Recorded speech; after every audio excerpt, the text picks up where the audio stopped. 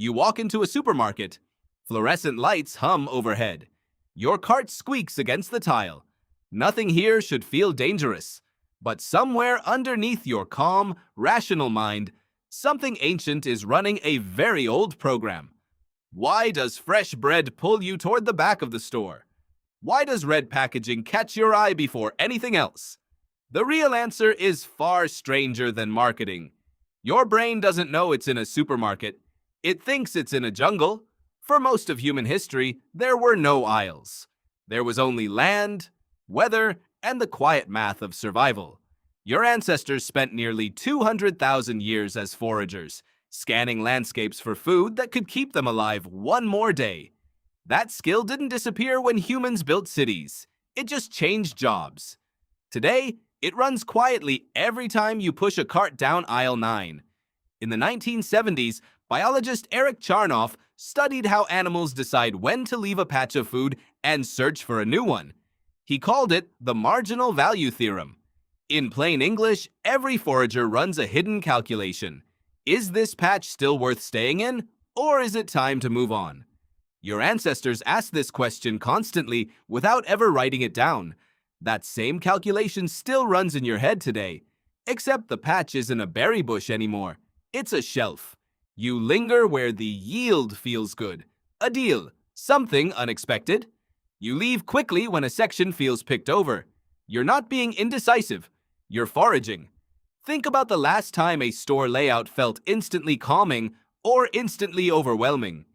Evolutionary psychologists Gordon Orions and Judith Heerwagen studied what they called landscape preference.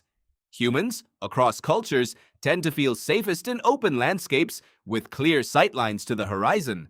Why? Because that was the ideal terrain for spotting both food and danger at once. A modern supermarket echoes this by accident.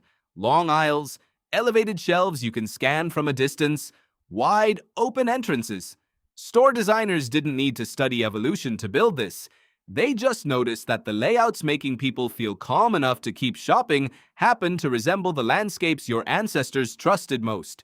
Now think about color. Why does red seem to jump off the shelf before your mind even catches up? For early humans, red usually meant one of two things: ripe fruit or blood. Both were urgent survival information. Your visual system evolved to notice red fast, because missing it could mean missing a meal or missing a threat. Store branding didn't invent that reaction. It aimed an old one straight at your cart. And what about a free sample at the end of an aisle? Why does one small bite feel disproportionately exciting? For a forager, food was never guaranteed. Stumbling onto a fruit tree loaded with ripe fruit, or a beehive, or unexpected prey, triggered a rush that predictable meals never did. Neuroscience shows dopamine responds far more strongly to unexpected rewards than expected ones. Unpredictability is what makes a reward feel thrilling. Casinos figured that out decades ago. So did grocery stores. So what does it mean that your brain still thinks it's foraging? It means almost none of your shopping instincts are new. They're borrowed. The urge to check just one more aisle echoes the urge to check one more grove before dusk. The comfort of a familiar store layout mirrors the comfort of a familiar hunting ground. This is the quiet twist hiding under fluorescent lights. Modern life didn't erase ancient instincts. It just built a new stage for them to perform on. You are not walking through a store. You are walking through your ancestors' survival toolkit, quietly relabeled for modern use. So the next time bread smells fresh enough to pull you toward the back of a store, or red packaging catches your eye before you've even decided to look, remember what's actually happening. Your brain isn't confused.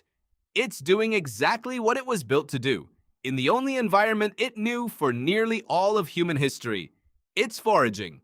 You walked into a supermarket, but your brain never left the jungle.